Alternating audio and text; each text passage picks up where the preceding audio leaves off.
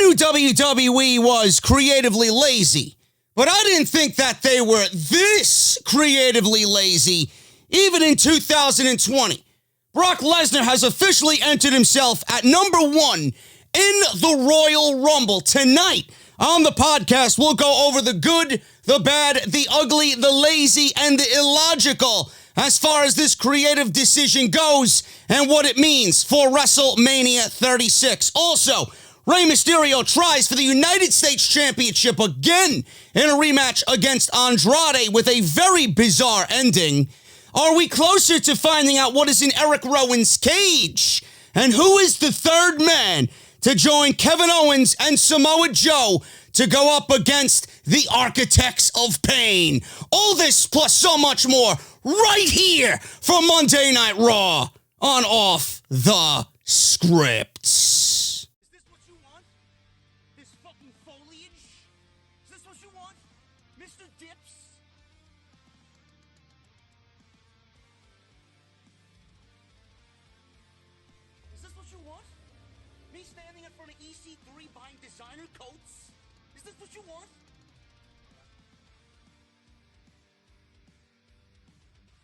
Me sitting in some hipster hotel in Williamsburg, Brooklyn, fluffing pillows? Is this what you want?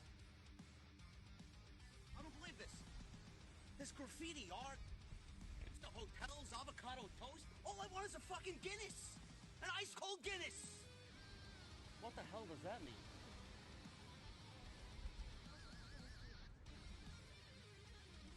Oh, this is what you wanted. This is your Monday Night Raw review right here on Off the Script.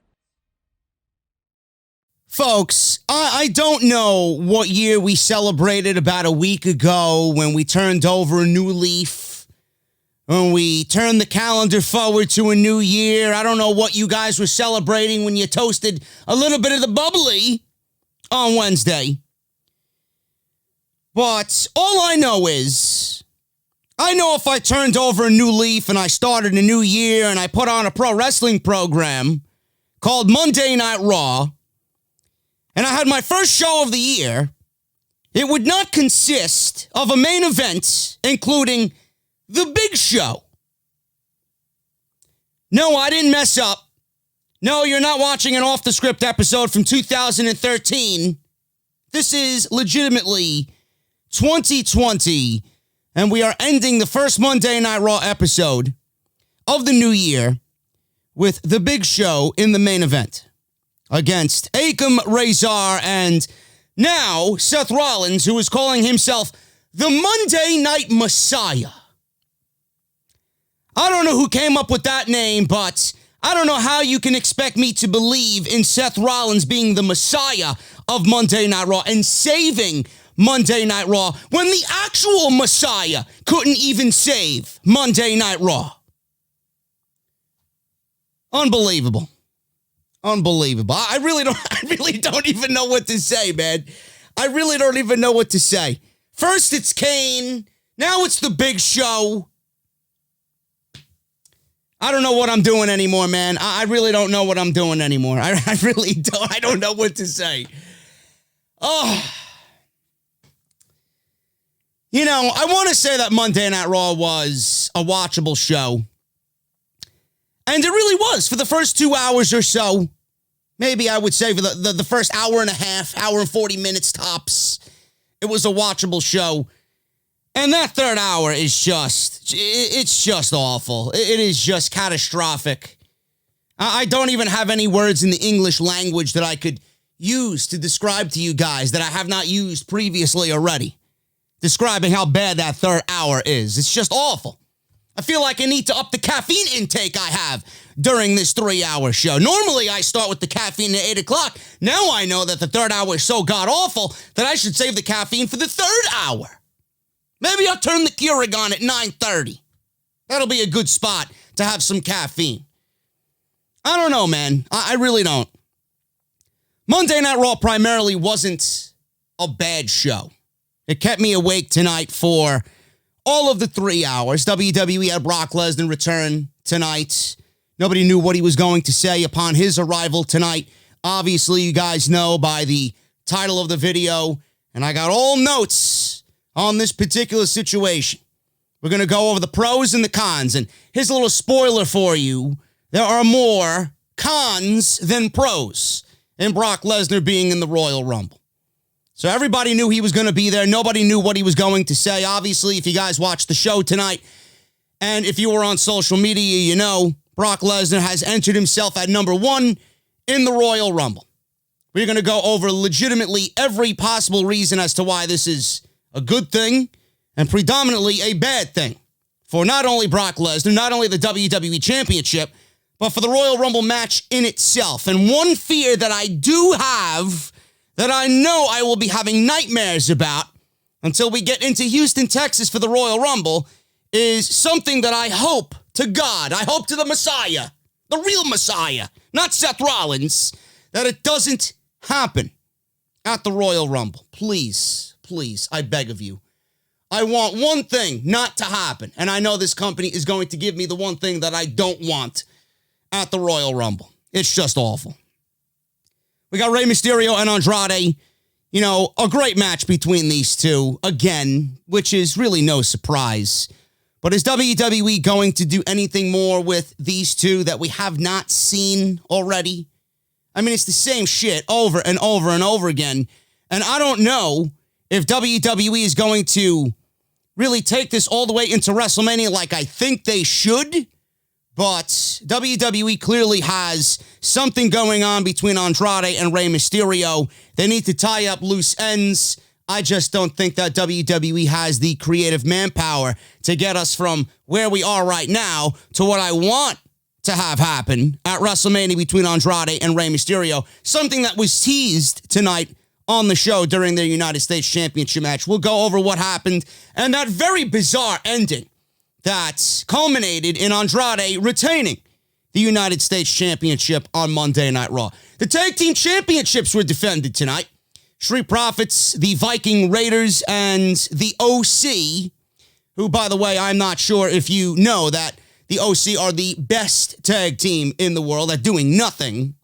Clearly, if they were the best tag team in the world, tonight they would have won the tag team championship. So I don't know why they have them go out there and continuously say they're the best tag team in the world. What have they done since winning that trophy to even go out there and say they are the best tag team in the world? Nothing.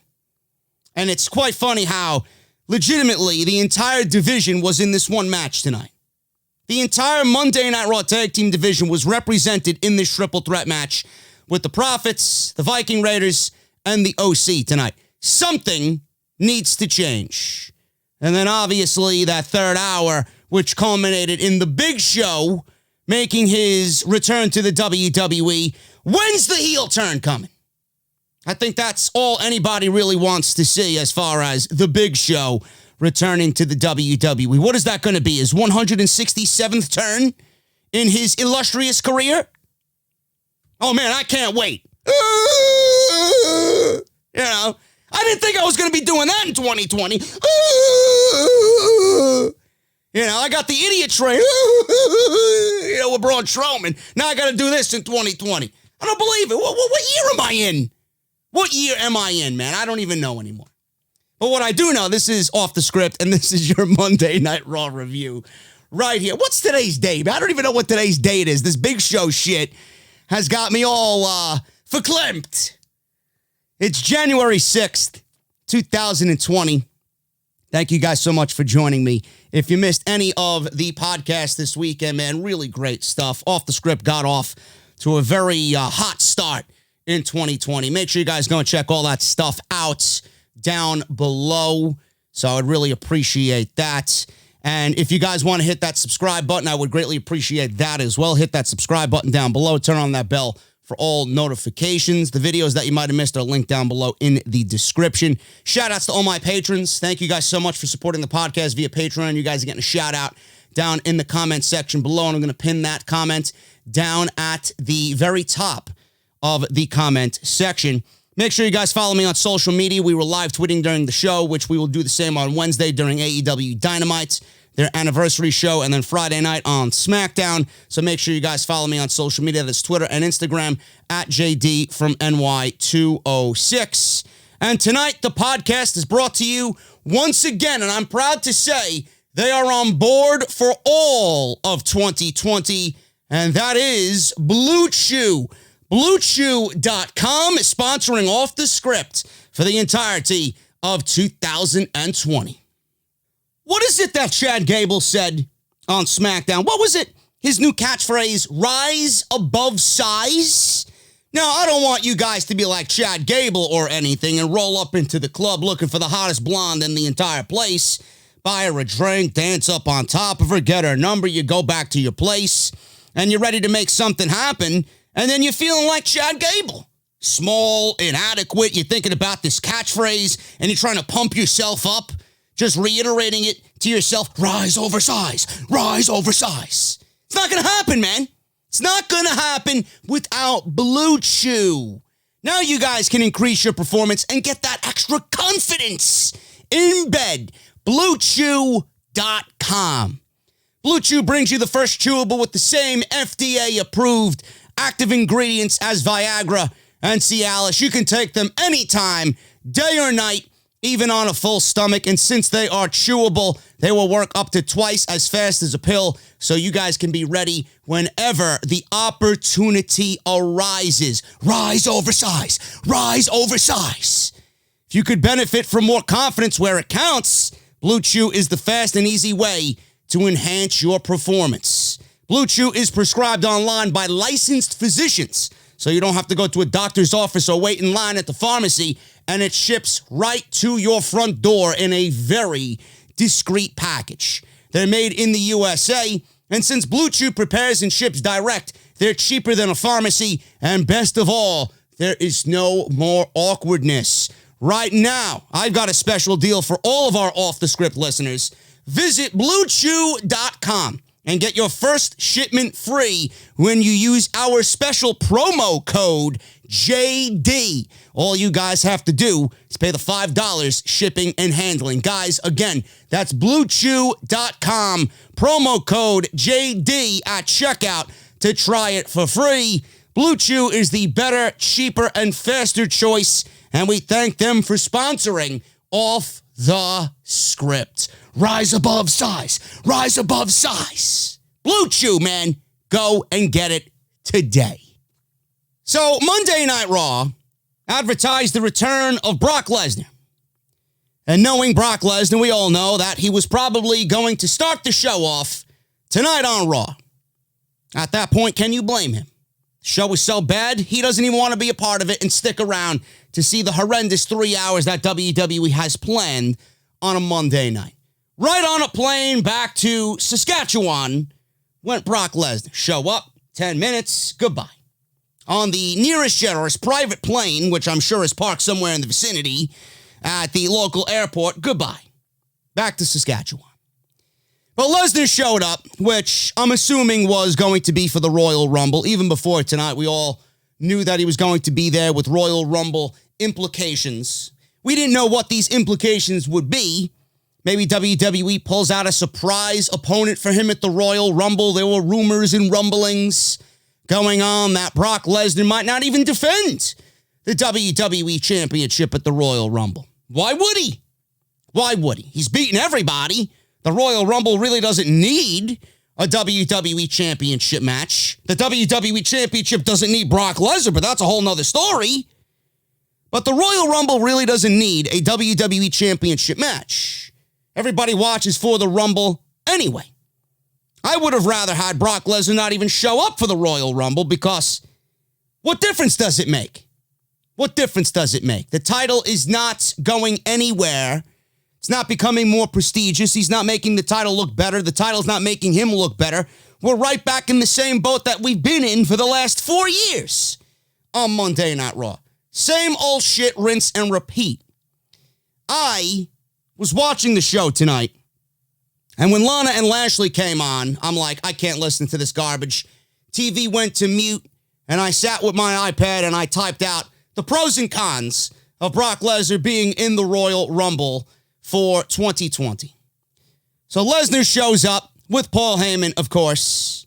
Heyman says he's going to kick off the new decade by making history. Is Vince McMahon retired? That's the only history I want to know of.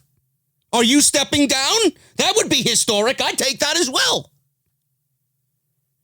So Heyman asked, who is worthy of facing Brock Lesnar? And there's not one single member of the Raw, SmackDown, or NXT roster man enough to step in the ring, let alone be worthy of sharing the spotlight with Brock Lesnar, which is a shoot. Nobody deserves a WWE Championship match against Brock Lesnar. There really is nobody, which we will go over after I finish going over what Paul Heyman said. Heyman said, let me get one thing straight. You don't book Brock Lesnar.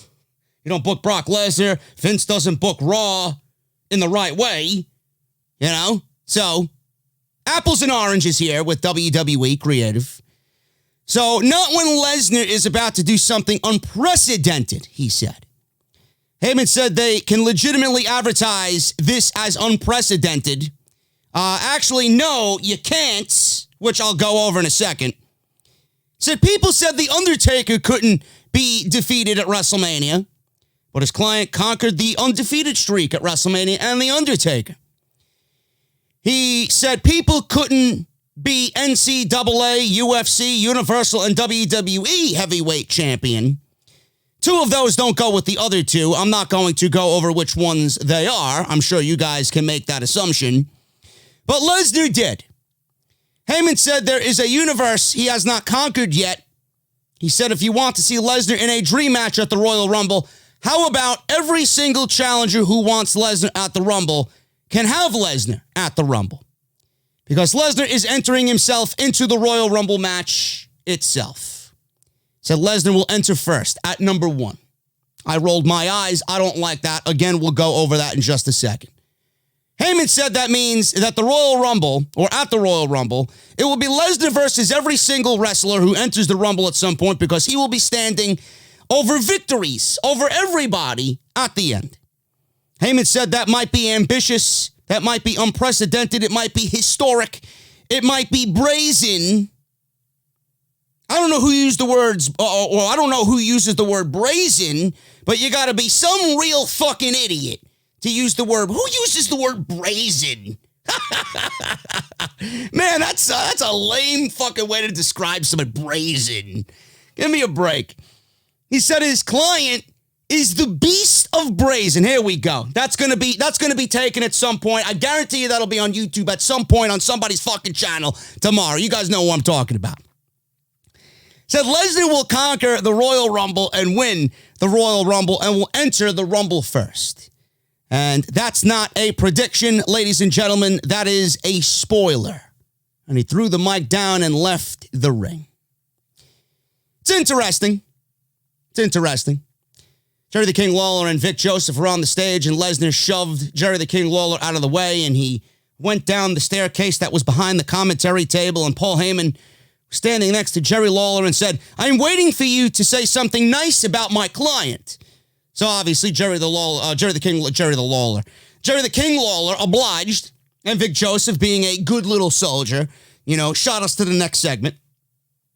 But this is definitely interesting, that Brock Lesnar is entering himself in the Royal Rumble. Is it interesting?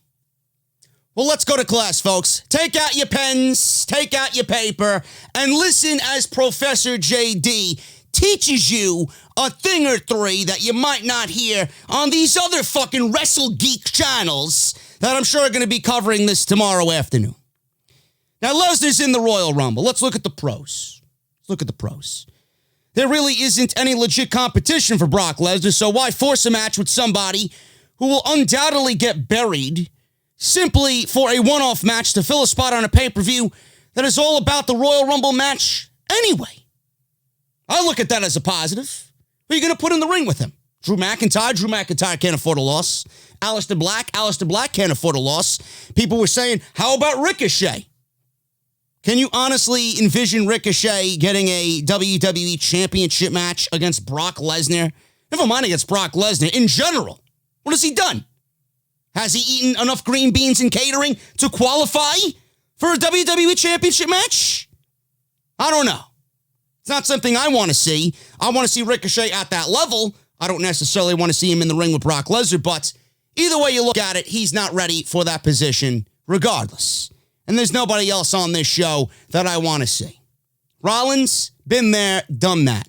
And there's really nobody else on this show. Mysterio, been there, done that.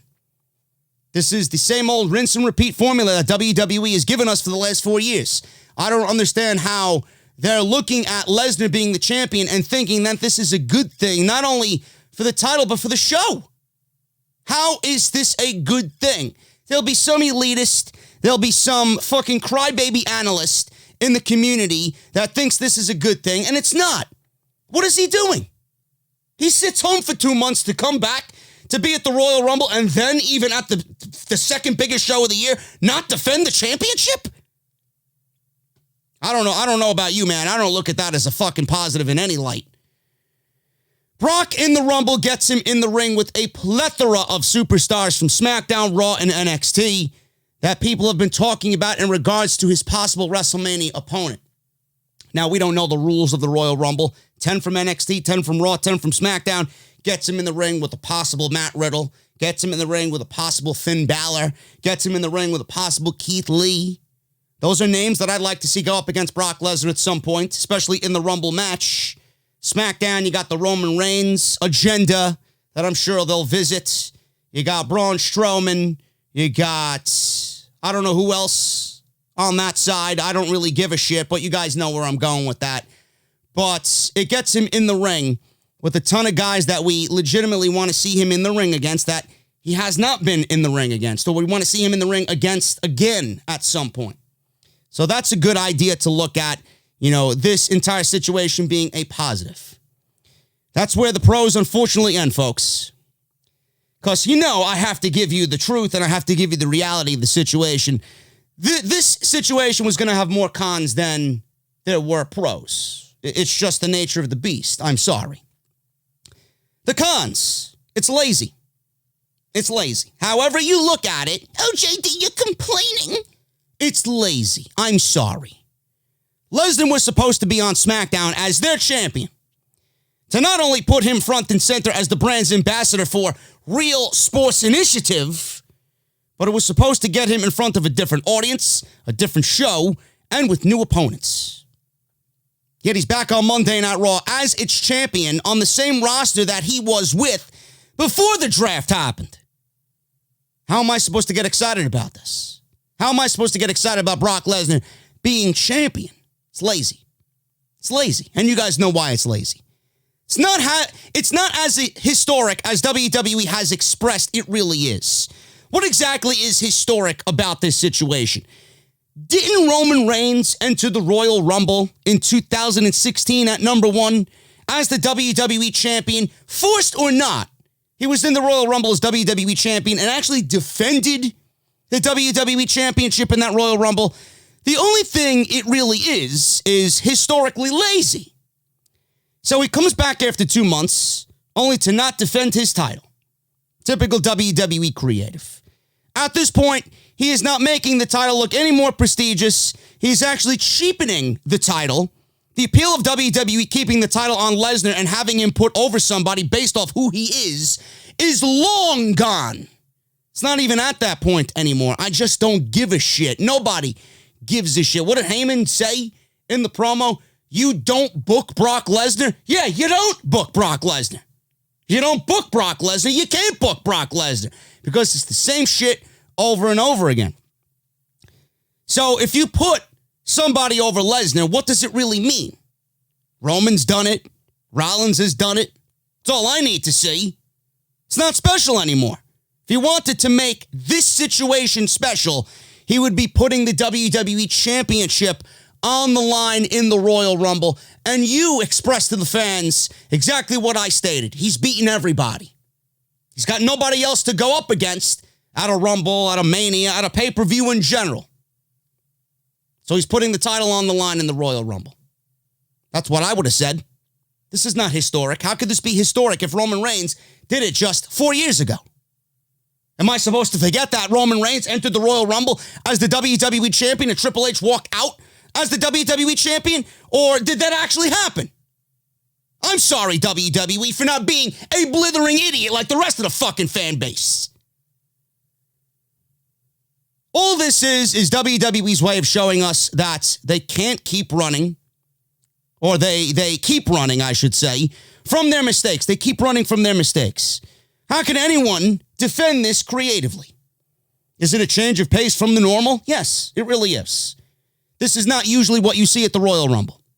Do most of you care that the title isn't being defended at the Royal Rumble? No.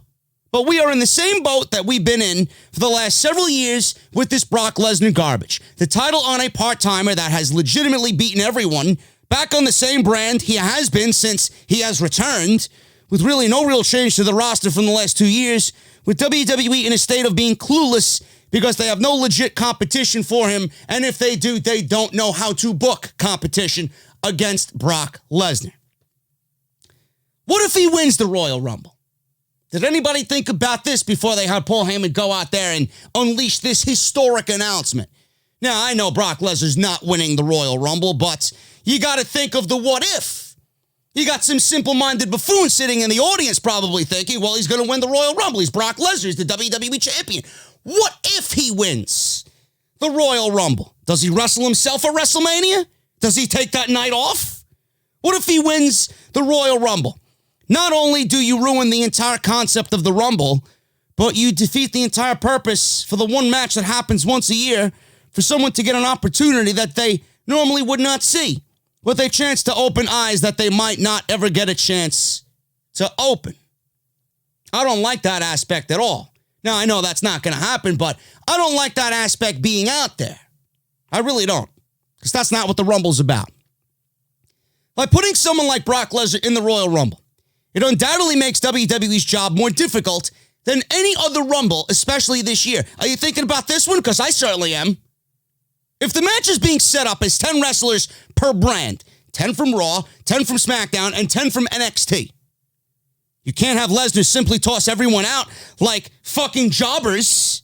This is not a collective of Raw and SmackDown. You're not going to see Mojo Rawley in the Royal Rumble. You're not going to see No Way Jose or Akira Tozawa or Drew Gulak in the Royal Rumble. It's not going to be eliminating these types of guys in the Royal Rumble. You're going to get 10 from each brand, which solidifies that the competition in this year's Royal Rumble is going to be the most talented field of all time. So what do you do then? What do you do then? You can't have Lesnar simply toss out everybody like people expect him to. Those will be coveted spots now that this will be delegated to 10 wrestlers per brand. If it's not, it shows WWE's willingness to further dumb down the Rumble year after year and shows that they are incapable of booking a match that they once had so many great ideas for of yesteryear. So if WWE goes with the 10 per brand concept, then it's going to make their job a lot more difficult. Who the fuck does he eliminate? If they're not going with that, this goes to show you how lazy WWE is, and it almost speaks to me as if, all right, we'll put Lesnar in the Rumble and we'll just dumb down the Rumble. We'll have him breeze through everybody until he gets to that one guy that eliminates him, and there's the match. No effort on booking the match at all. That's the way I see WWE thinking about this if they don't use that 10 person or 10 wrestler per brand concept that is being rumored this year. One of the biggest cons, if not the biggest con of this entire situation is Cain Velasquez. The WWE wants to play up the fact of unpredictability in the Royal Rumble. Cain Velasquez has not been seen or heard of since Crown Jewel, when he was embarrassed in 2 minutes by Lesnar.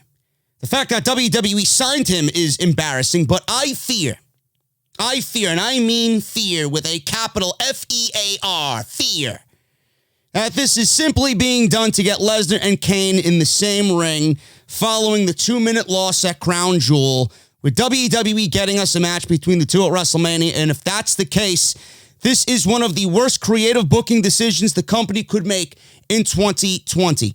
Nobody gives a single shit, Mr. Heyman or Vince or whoever the fuck I'm talking to. Nobody gives a rat's ass. Believe me, nobody gives a shit.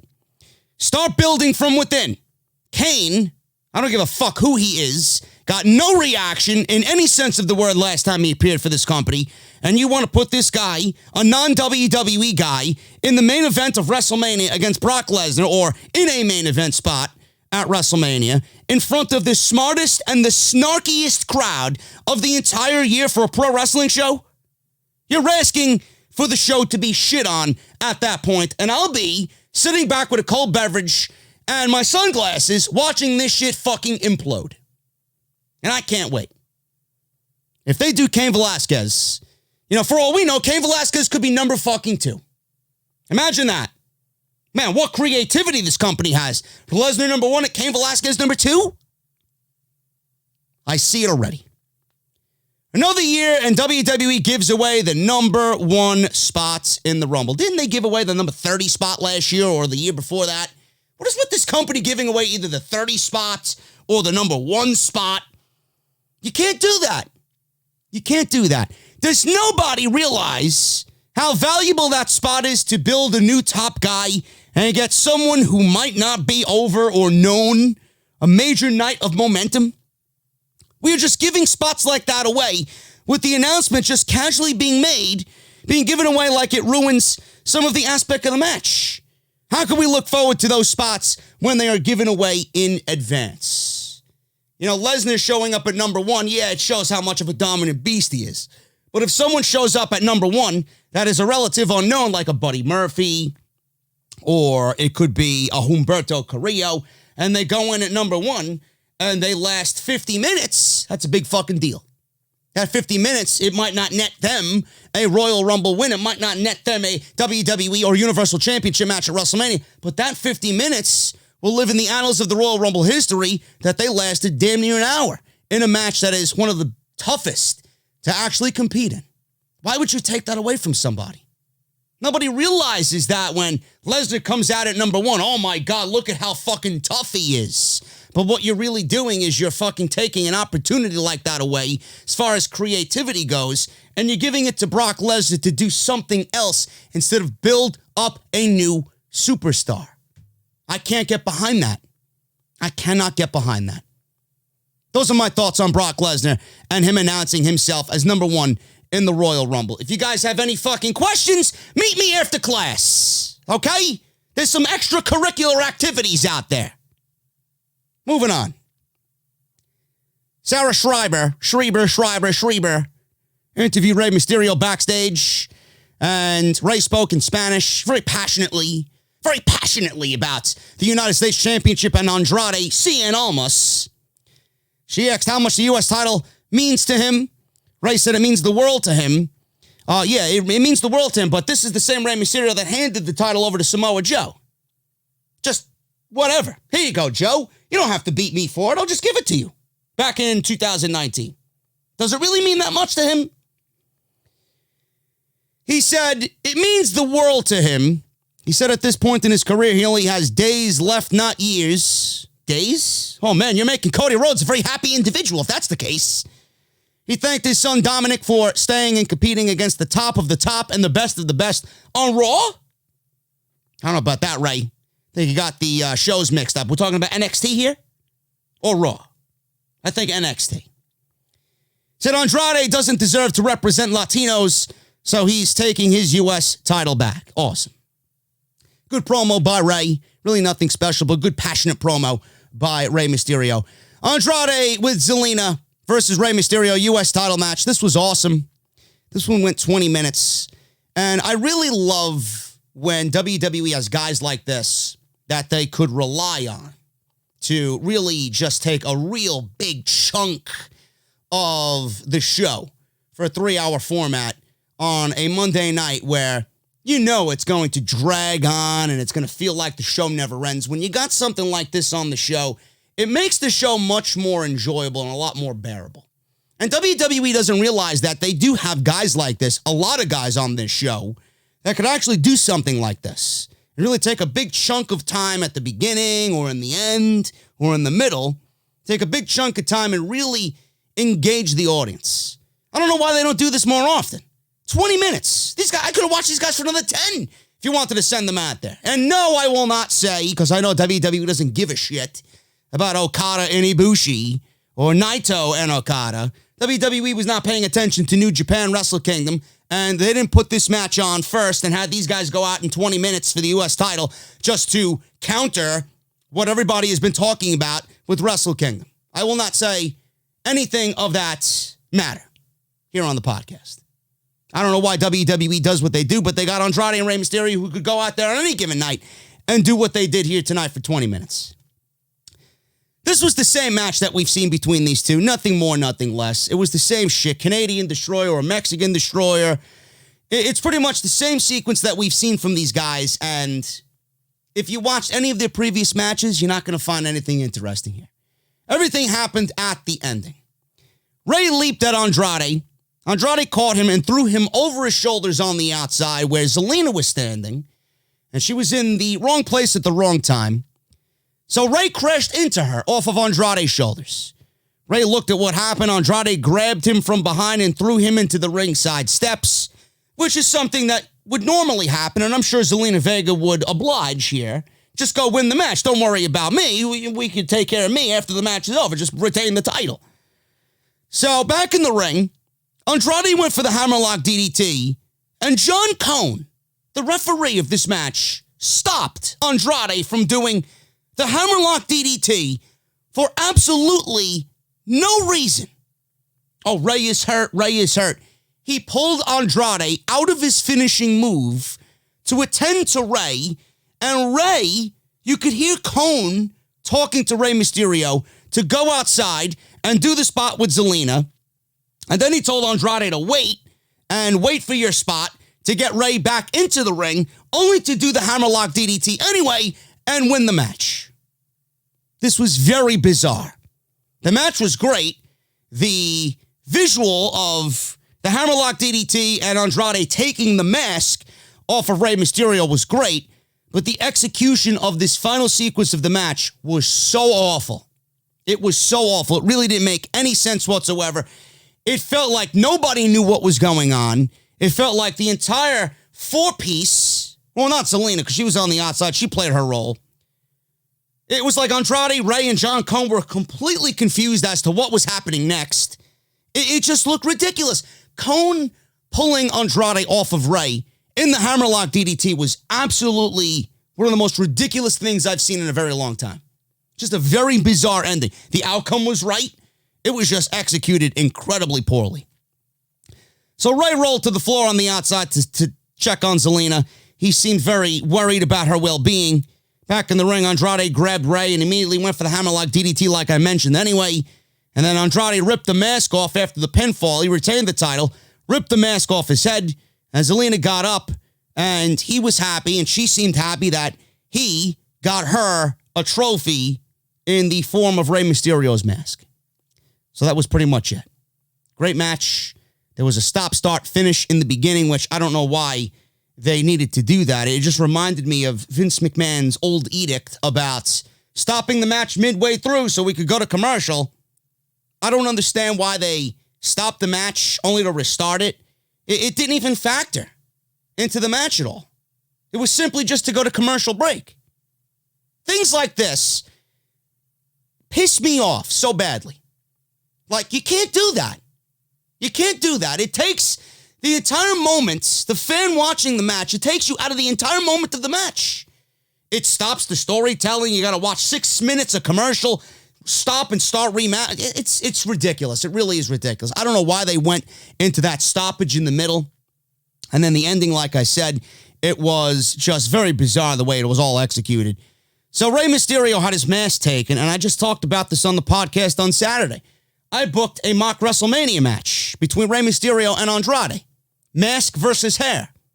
With Andrade winning the match and Rey Mysterio losing, leaving the WWE, and him having to give over the mask, takes off his mask, unmasks at WrestleMania, and gives the mask to Dominic. And now he is going to take Rey Mysterio. He's going to take the essence or the aura of his father and have a career with Rey Mysterio's mask, his father's mask. I think that's an epic moment. That's a storytelling moment right there. I don't know if WWE is going to get us between Rey and Andrade to WrestleMania. I doubt it. I mean, they can't even book fucking Monday Night Raw a week out. So with me expecting them to get us to WrestleMania with Rey and Andrade, it's not going to happen. Might happen at the Royal Rumble, but it's not going to have the same impact if it doesn't happen at a WrestleMania. So Andrade took the mask, and that was pretty much the end of it, and retains the United States Championship. Charlie Caruso interviewed Joe and Owens backstage. She said earlier that Rollins revealed a game plan to divide and conquer because he sees both of them as individualists. Owens says he has to prove that he doesn't play well with others, and Joe doesn't play well with anybody ever. He said, therefore, Seth is right, but right now the enemy of his enemy is his friend. Owens says Joe needs him to watch his back as much as he needs that from Joe. Joe said it's no secret that he is a prideful man, but he even recognizes when a little backup is needed. He said Seth and AOP should face the three of us. Owens is just assuming Joe's not including Charlie, so Joe says he has a guy. This made me think of that Ocean's 11 clip with Danny Ocean when he's getting beat up and he gets pulled out and he starts telling, who the fuck is that guy's name? I forgot the casino owner's name in Ocean's 11. But he looks at Danny Ocean and he says, you got a guy. Danny Ocean's telling him, I could get your money back. I know a guy who could get all your money back. And he looks at Danny Ocean. He's like, you got a guy. And then he kicks him out of the casino and arrests him. That's what made me think of, I don't know why I thought of this or that when I was watching this, but Ocean's 11 is a great fucking movie. I mean, who doesn't like Ocean's 11? But I knew this was going to be a letdown. So Owens wants to know who it is. He wanted to know. Joe said, let Seth and AOP worry about that because they should be worried. So Owens wants to know who this is.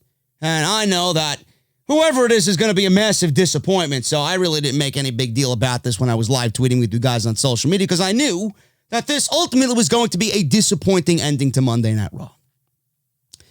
Caruso approached Seth backstage with AOP. She said that she had a message to relay to them. Seth said he knew about it and he faces challenges every single day. Faces challenges every single day. What's that, Seth? You ran out of blonde espresso beans at the fucking coffee shop? What happened? You ran out of fucking coconut milk? What problems are you facing, bro? Seriously. You're a multimillionaire. You're marrying Becky Lynch. You're the face of this fucking show. You're facing several problems that I really don't know of. What are you facing? Jesus Christ. The fucking, the low shortage for soy milk that you got at the fucking cafe should be the least of your worries. Who drinks soy milk anyway, you fucking cretins? Anyway. We got Seth saying that he faces challenges every single day. Said the challenge he is most concerned about is taking Monday Night Raw to the next level. Is that even possible? Seriously, is that even fucking possible? I don't think so. No, well, I mean, forget the soy milk or the coconut milk or the almond milk or the fucking skim milk or the 2% milk or the whole milk, right? The half and half. That's quite the challenge there, Seth. Now I see what you're talking about, bro. I see what you're talking about. He said he did not ask to be the chosen one, but instead the WWE Universe has made him the chosen one. Said he sacrificed everything he stood for to be this person, this visionary, this beacon of hope, the Messiah of Monday nights. So now we got the Monday Night Messiah. Sure, the Messiah is looking down, laughing at you, calling yourself a Messiah. Not even the Messiah himself could save this fucking show. What makes you think that I'm going to look at you as being the Messiah and possibly save Monday Night Raw? What a fucking loser. Jesus Christ. But he's doing a good job as a heel. He had the man bun tonight. Looking the role. He's looking the role. Said no one stands by Joe or KO, whereas he has AOP and they are a united front. Fate and inevitable. Anyone who stands up to him will be taken care of by AOP. So there you go. Street Profits made their way to the ring, and they were about to get on with the Viking Raiders and the OC. It's nice to see the Street Profits try and hype up the crowd, and Oklahoma City kind of reacted to them tonight, but, you know, they're not going to go out there and get a reaction. It's nice to see them try at least. Hopefully it catches on, because I know I go back and forth with a few people during Monday Night Raw, and they say the same thing to me every single week. I remember a day back in the day when the Street Profits actually were cool. What do you want from me, man? It's Monday Night Raw. Everything Monday Night Raw turns to shit. Or everything they touch turns to shit. You know how people have the Midas touch, everything that they touch turns to gold, right? Everything that Monday Night Raw touches doesn't turn to gold, it turns to fucking dog shit. Seriously. And it's smellier than whatever Baron Corbin is doing with Roman Reigns on SmackDown. Sometimes. That might be a stretch. I might be going a little overboard with that comment, but we'll worry about those two cretins when we get to SmackDown on Friday. But we got a tag team title match here. And we got the Viking Raiders, Eric and Ivar, versus Carl Anderson, Luke Gallows, and the Street Profits. This one went 15 minutes. I mean, what do you want me to say about this? The Viking Raiders are fucking awesome. They've been given the short end of the stick on this show with no competition in their division. The OC, after 4 years of them being beaten down, why would I ever take them seriously? I mean, they're just a shell of their former selves. They look like losers. And then the Street Profits, I mean, this is the second title match that they've gotten on Monday Night Raw in about a month and a half maybe, and this is their second loss in a tag team title match environment.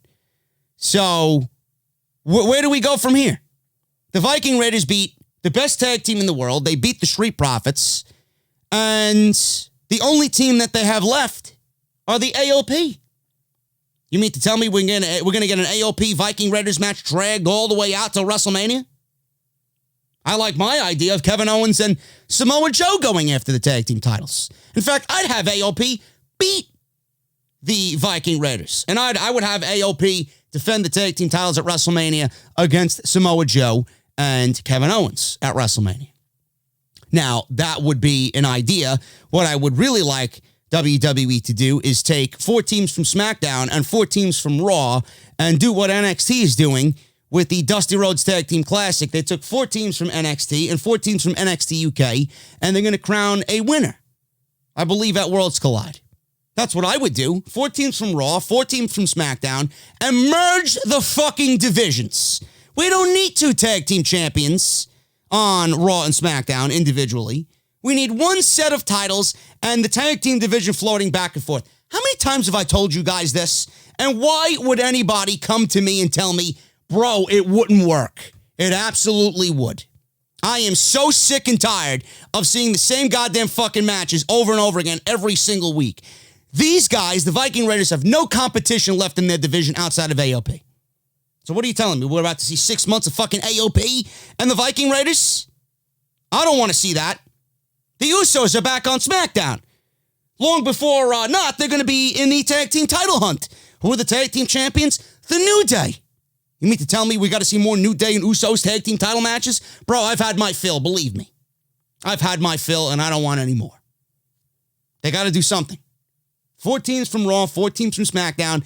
Have a fucking unification tournament that ends at WrestleMania, and you unify these belts and this fucking tag team division on both shows. There you go. I just saved you fucking a whole bunch of headache, and I booked at least several segments during Raw and SmackDown during WrestleMania season. I don't even want a fucking paycheck from you. Just do it. Just do it. Viking Raiders win. This one went to the Viking Raiders when Eric Anderson went after Eric. Eric caught him and powerbombed him, and then that set up a top rope splash by Ivar on Anderson for a 3 count. Viking Raiders are too good to be straddled in a non-existent tag team division. Charlie Caruso approached Joe again. This was an ongoing thing tonight, asking if he would divulge this third person yet. I'm thinking, can it be Keith Lee? Could it be Matt Riddle? I was thinking it was Ricochet. What a boring fucking option that would be. Ricochet, right? That's who I thought it was. Joe says he's sure Seth is excited. Kevin Owens walked in. He's like, listen, I need to know who this is. So they took a walk and they went to a closet. It looked like Aleister Black's fucking closet. Knocked on the door. Joe went in. He let Kevin Owens in. Kevin Owens walked out. He's like, that'll do. I'm very pleased. He's like, I'm good to go with this decision. So there you go. Which makes you wonder, why is this guy hiding in a black fucking room with no lights on? Unreal. Maybe he was playing some PS4. I don't know. Anyway, Becky Lynch made her way to the ring with her Monday Night Raw Women's Championship. She entered the ring, and in a very solemn voice, a very downtrodden voice was Becky Lynch. She came out wearing yellow. She looked like fucking Bumblebee from the Transformers. She said she let the doubters get to her, And she forced the powers that be to give her a rematch against Asuka at the Royal Rumble. Did the doubters get to you, or did Monday Night Raw Creative get to you? I don't think it's the doubters, Becky. I think it's Raw Creative. But to be honest with you, I'm kind of doubting my wisdom on that one. She said she's been living on the road in a whirlwind. I mean, you're living on the road with Rollins. I'm sure you stopped at every fucking coffee joint on the way to the arena in every city that you went to. Whirlwind. Should be fucking hopped up on caffeine, which I should have been watching this fucking show. But over the holidays, she had a chance to think about what it really means to be the man. Maybe you should tell that to Seth. He doesn't have any idea what it is to be the fucking man. She asked if she could just be happy now that she's made the history she said she would, with being on the cereal boxes and walking down the red carpet. She wondered if she could take the advice of everyone who was looking out for her and avoid the one woman she can't seem to beat. So then we seen a video of the Royal Rumble last year with Asuka and Becky Lynch, and Asuka tapping out Becky Lynch at the Rumble last year.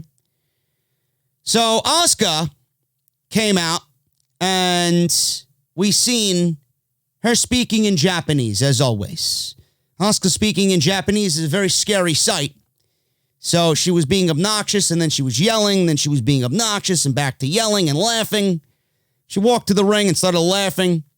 Asuka was pretty much out there mocking Becky Lynch and poking fun at Becky Lynch. Asuka entered the ring, and she flipped her hair to the side. She's dancing with a robe on. She's got her half a women's tag team championship, her worthless tag team championship around her waist. Then she got in Becky's face. Becky then punched her, what looked to be in the shoulder.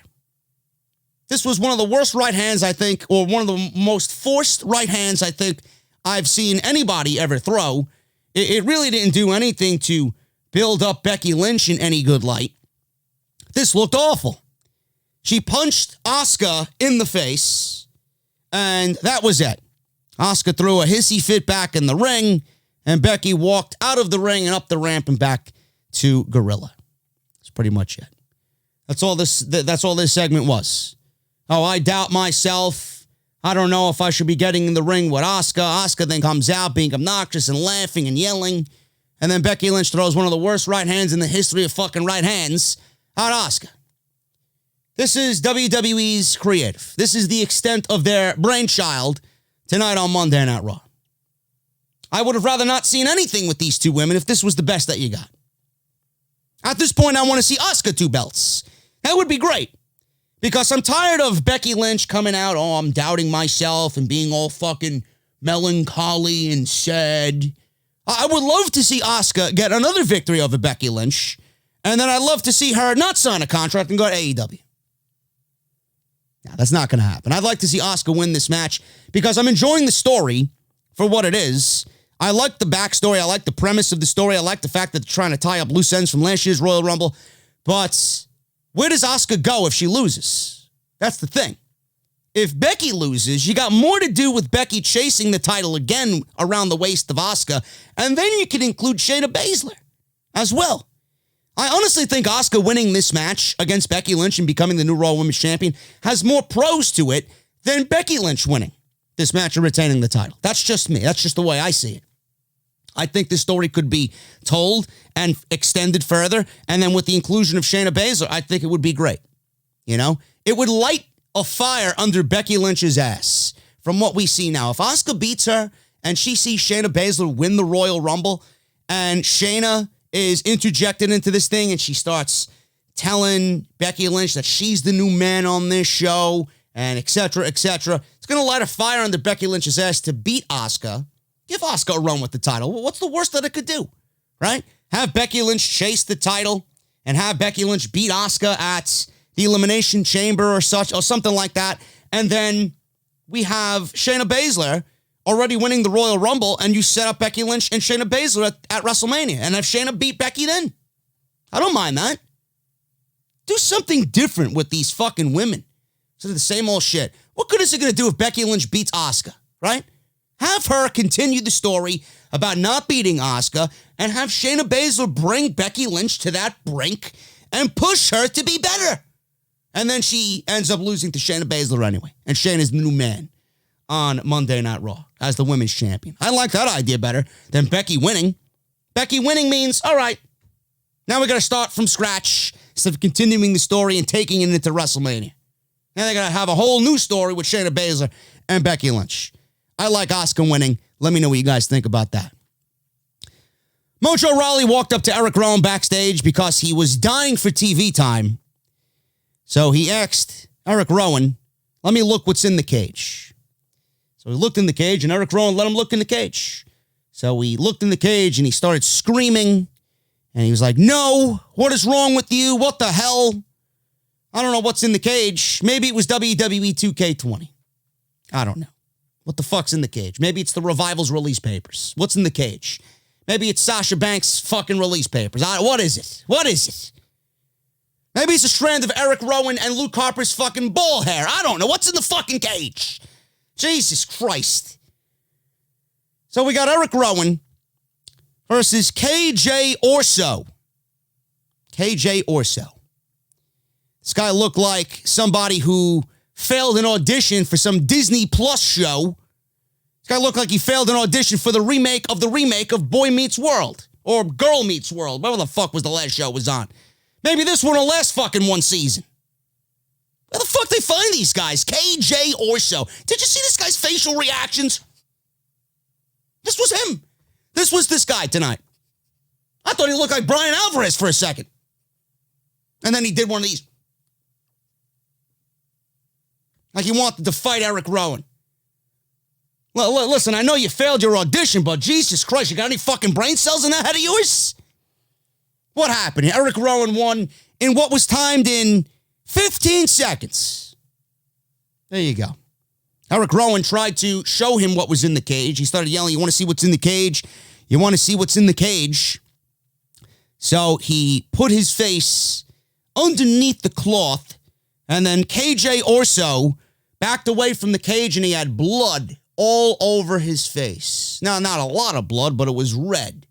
And then he ran up the fucking ramp screaming like a bitch, and it was god-awful acting. I don't know where they found him. Like I said, he was a fucking extra on Girl Meets World somewhere. I know he failed an audition somewhere. I don't know. So, with Eric Rowan and this new, I guess, twist to this angle. It's a new twist. I don't know how they're going to pay this thing off, but clearly something in that cage is either giving Eric Rowan some power, or it's going to be very reminiscent of Jake the Snake Roberts bringing out Damien in the fucking bag. I don't know. I really don't know what's in the thing. At least they're progressing this fucking storyline. At least there's a new plot twist to what's underneath the fucking cloth in the cage. So we'll see what happens. I don't know. Clearly it's alive. Clearly something is alive underneath there, and I still am going on the thought of I don't even think WWE knows what's in the fucking cage. I honestly don't think that they know, and they're taking this thing week by week, and they're still wondering what is going to be in the cage themselves. That's my opinion on that. Remember when Akira Tozawa was challenging for Cruiserweight Championships up and down 205 Live? Remember when Akira Tozawa put on that great match with Leo Rush not too long ago on NXT? Akira Tozawa is a jobber to the stars here on Monday Night Raw. He deserves better. I know when his contract is up, he's probably going to bid farewell to the company that doesn't know how to utilize nor cares about Akira Tozawa. AJ Styles and Tozawa, 2 minutes. This was nothing more than AJ Styles mimicking Randy Orton. Sort of posing like Randy Orton. He did Randy Orton's draping DDT. He went for the Styles Clash. And he didn't go for the Styles Clash. Like I said, he went for the second rope DDT. He was using all of RKO's moves. That's pretty much it. You taunting like Randy Orton doing the fists on the ground before he does the RKO. So this leads to a match next week with AJ Styles and Randy Orton. Maybe they'll get more than 7 minutes, and they won't break from the show like they did last time these two were in the main event. They did they didn't get any overrun. They actually ended the show abruptly the last time these guys were in the ring together. So that was pretty much it. So Orton's going to be pissed, right? Orton's going to be pissed because AJ Styles mimicking him and taunting him and using his moves and his signature poses. So there you go. I mean, I thought this was supposed to be a WrestleMania match, but WWE's giving it away again on Monday Night Raw. So after Styles was walking out of the ring, Styles was walking up the ramp. In the background, we see someone wearing a suit. He jumps into the ring. Security guards jump into the ring with him. They take this guy down. They show it for about a split second. And then Vic Joseph is talking about what's coming up next. They pan away into the crowd. Vic Joseph stops talking completely. And they just go right to commercial break. I tweet, what the fuck was that? Classy, Oklahoma. Classy. I thought it was a fan jumping the barricade, getting into the ring, and trying to make a fucking smartass out of himself. It comes to everybody's attention that this was the overseer. This was the officiant that's overseen the Lana and Lashley wedding last week. They brought him back again this week for a segment again on this week's show. And the security guard did not know who he was and did not know that he was a part of the next segment, and they thought he was an actual fan. So it was just hilarious nonsense happening on Monday Night Raw. So I found that to be quite funny. So we seen the officiant in the ring. He cleaned himself up. I guess the security guards were unapologetic because they were just doing their job. Hey, they were doing their job. You can't fault these guys. They didn't know what the fuck was going on. They weren't cued in. Whose fault is that? Lana and Lashley are in the ring. And the less said about this, the better. But I have to go over what happened on this show so you guys get the full Raw experience. If I had to sit through this garbage, I have to fucking reiterate it to you, okay? That's the way we do it here. You got to feel my fucking pain and suffering during this show. Lana was in the ring. And the officiant was there. Lola called him a Bill Belichick lookalike. Ha ha ha. Because I'm sure that was all over social media last night. So good on the king for keeping up on his social media innuendos. Lana said for everyone who didn't want them to get married last week, that is too damn bad. It's too damn bad that I have to sit through this fucking nonsense again. Lana tried to talk him off the mic, the officiant. So she said that they're going to get married right here and right now. She shoved the mic into the officiant's chest. Get us married. Now that we've heard enough objections, Bobby, Lana, by the power invested in me, by the great state of Oklahoma, I now pronounce you husband and wife. Oh, joy. Oh, joy. I get to hear Lana and Lashley and the wedding and them getting married for 2 weeks in a row, man. Vince, how you hate us, man. I don't get it. I really don't get it. He said Bobby could now kiss his bride. So he moved in. And he kissed Lana like he would kiss his fucking grandmother. And you got Lana wearing the dress that she's wearing tonight. I mean, Lashley, bro, seriously? Seriously? I don't get it. I really don't understand it. So he moved in and kissed her like he kisses his fucking grandmother. Lana then yanked the microphone away from the officiant, who then walked away. He did not get tackled by the security guards this time. She said, "You're boring. For all the money I paid you, I have no words. I have no words for this fucking segment. I have no words for when you open your mouth, Lana. Really." So she said she's supposed to be happy, but she doesn't feel happy. She said she is feeling extremely, extremely sad. Oh, now you know how I feel. She said it has nothing to do with her. She said it's not her fault or Bobby's fault. She said it's due to everyone who doesn't want to see the ring on her finger. I don't want to see you in the ring. That's why I'm sad. She held up her hand. Fans started booing. She said they should take a long, hard look at that because they should all be honored to be in her midst. That's what she said. Lana said all of her exes interrupted their wedding over and over and over again. She said it's so frustrating that these people are so jealous of their love. I'm jealous of all the people who had the willpower to not watch this fucking heaping pile of shit tonight. She said the most miserable one of them all is her sorry excuse for an ex-husband. I don't think Lana has met JD yet. The most miserable one of them all is Rusev. Give me a break. So, Rusev showed up on the Titantron, and he was wearing a Hawaiian shirt with his chest hair exposed. and what was obviously a fake backdrop of an ocean and a palm tree. Now, I don't know where he was, but clearly he was in the back in front of a green screen pretending to be on vacation. The first thing that popped into my head was, oh, Rusev took the Shining Stars up on their fucking Travelocity gimmick. He went to them and actually bought a timeshare from the Shining Stars, from Primo and Epico. He's down in Puerto Rico. All he was missing was a fucking pina colada. Where was he? He was backstage right behind Vince McMahon, and Vince McMahon was in the backdrop. This is such good shit. This is such good shit. And Kevin Dunn's back there. And this is so great, Vince. That's what I'm visualizing when I'm watching this segment. He waved and said to Lana and Lashley that they seem more miserable than anyone else in the arena. Do you know who I am? Clearly you don't. He said, since they aren't going on a honeymoon, he's having it for them.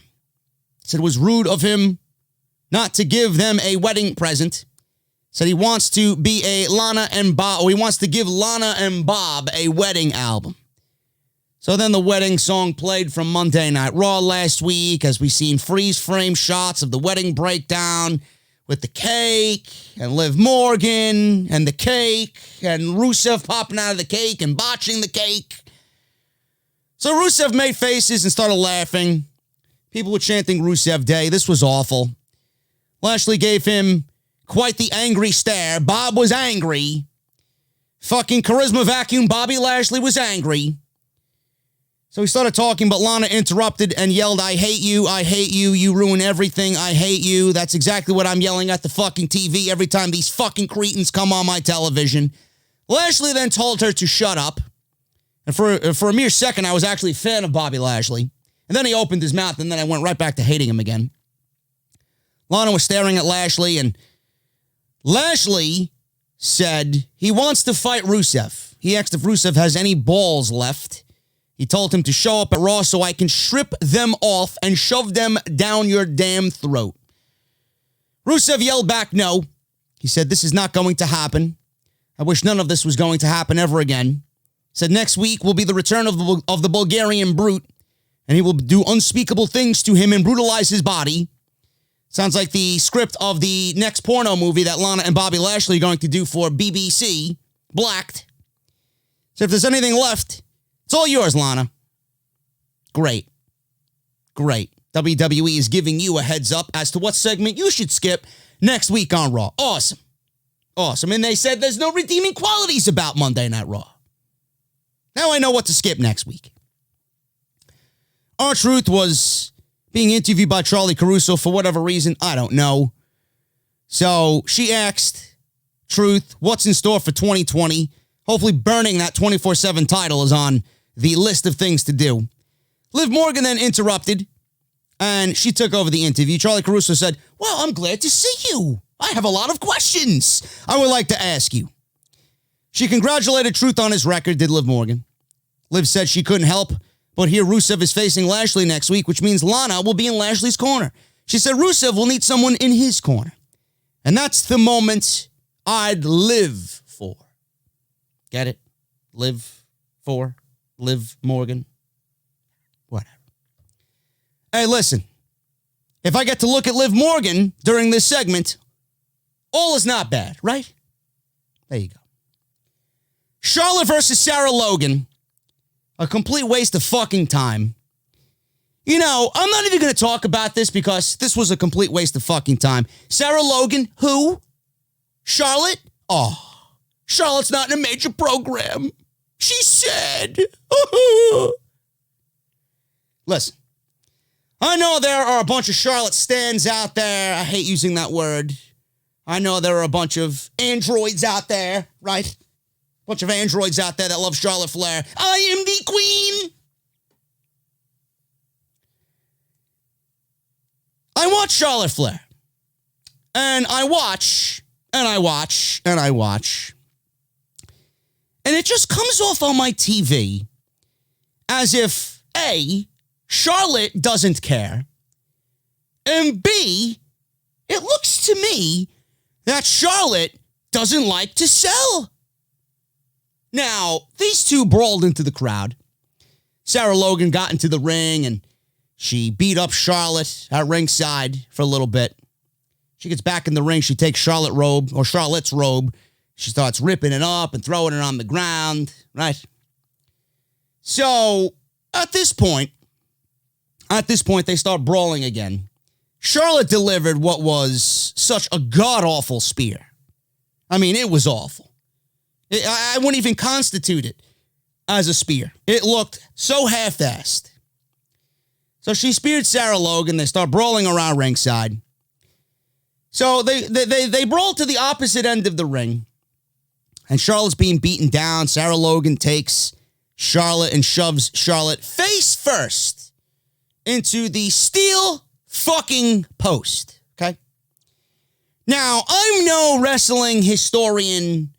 I am no wrestling professor. I'm not going to go teach fucking kids how to wrestle or anything. I mean, I'm a brilliant individual as it is, just based off what I say here and every single week, but I am not the Amazing Red, or I'm not someone who fucking is just a master of his craft. But I know a thing or two.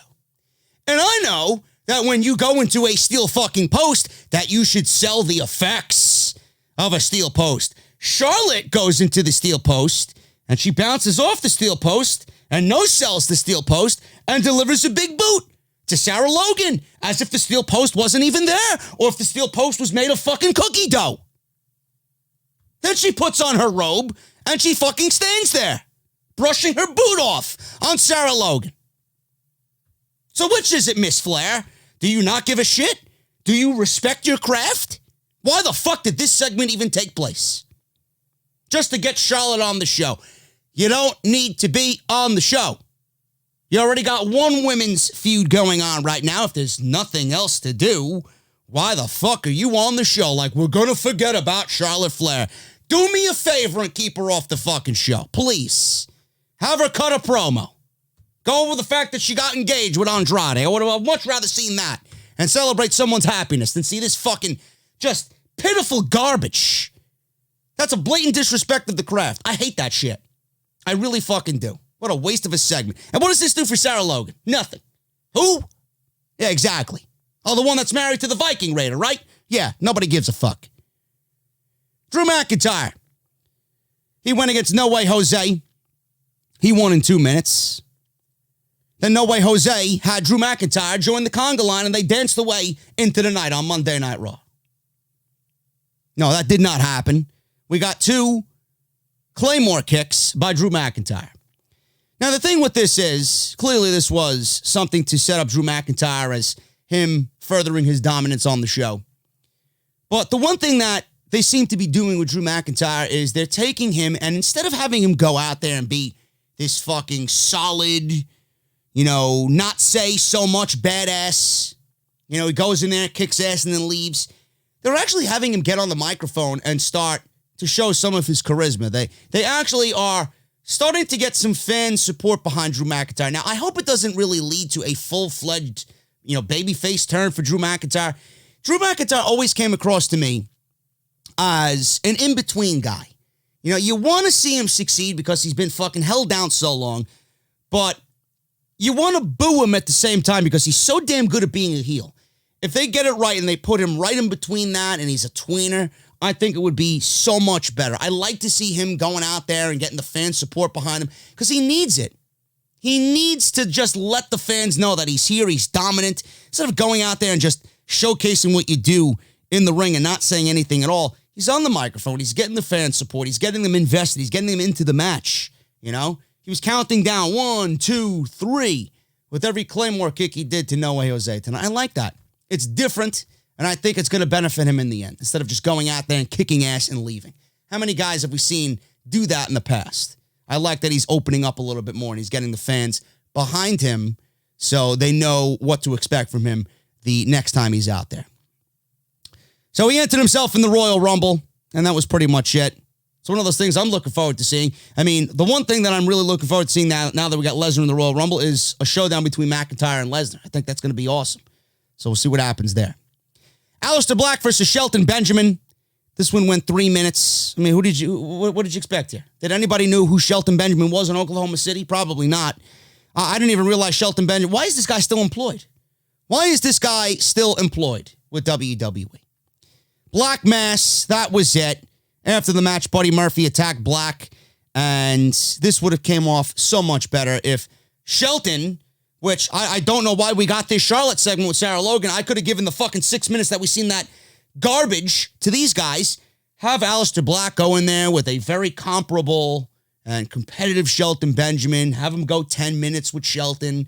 And then the attack from Buddy Murphy would have looked a little bit more logical in the end.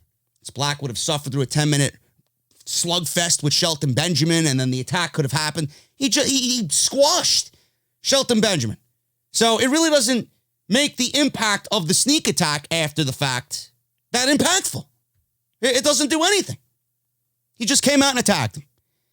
So he threw him into the barricade, he threw him into the ring post, and he threw him into the timekeeper's area. He landed a running knee to the jaw, pulled out a chair and put Black's jaw on it, and then kneed him again. So we're getting a match next week. We're getting another match with Buddy Murphy and Aleister Black, and it means absolutely nothing. It means absolutely nothing for these guys. I would love it to mean something, but it means nothing. And all it is WWE honing in on one thing with two guys that they don't have a single clue on how to book. How sad is that? You don't know how to book Aleister Black. They booked him for fucking a year and a half, 2 years in NXT. They can't get it right even now, almost a year on the main roster. Buddy Murphy's one of the best wrestlers they got in that entire company. Don't know how to book him. Change his fucking theme music while you're at it, please. Please, for the love of God. I don't know whether I'm watching fucking Bo and Blake or the Beverly Brothers come out or Buddy Murphy. Might as well put him as a fucking Beverly brother at this point with that fucking theme music. Main event. Samoa Joe, Kevin Owens, and the Big Show comes out. Oh my goodness, man. What do you want me to say about this? You really want me to go over this match? I'm going to end the review right here. Going to end the review right here, folks. We got a DQ. Joe KO and Show win by DQ in 10 minutes. Joe made the save. Right. Seth Rollins hit Big Show with a steel chair. He got the hot tag. He was trying to take down the AOP. Set up for a double choke slam. Seth hit Show in the back with a chair. Ref call for the DQ. And then Joe made the save. He was swarmed by AOP. 2-on-1 attack. Seth signaled for a stomp on Big Show, but KO grabbed his leg. Show then hit Seth with a KO punch. And that's the way the show went off the air. And WWE is promoting the same main event next week, but they're, well, not with the Big Show. I pray to God not, but being that it's a fist fight, I'm sure it's going to be the Big Show again. And then Jerry the King Lawler, the last thing that he says before Raw goes off the air, I wonder what the rules of a street fight are going to be. This is Raw, folks. This is Raw. I'm getting the fuck out of here, man. If you enjoyed the video, if you don't hit the fucking thumbs up, I'm going to fucking, I don't know, man. I'm going to tie you all up and I'm going to subject you to the fucking wedding on repeat for 24 straight hours of Lana and Lashley. Hit the thumbs up. And if you made it to the end of the video, hashtag Big Show in the comments. Guys, I'm getting out of here. Check the content that you might have missed this weekend. Off the Script, episode 307. Links are down in the description of this very video. I got to get the fuck out of here. Twitter, at JD from NY206. That's on Twitter and Instagram. Make sure you guys check out the Patreon page, patreon.com, and Blue Chew, bluechew.com. Use code JD at checkout for free samples, and all you have to do is pay the $5 shipping and handling. Guys, I will see you right back here on Off the Script Elites for Tuesday night. I'll see you right back here for more content on the channel. Have a great night. Raw was trash up until, I'd say, the second hour. So if you guys want to go back and watch anything, I'd say Andrade and Rey Mysterio. Other than that, guys, I'll see you right back here on the channel tomorrow afternoon. See you then.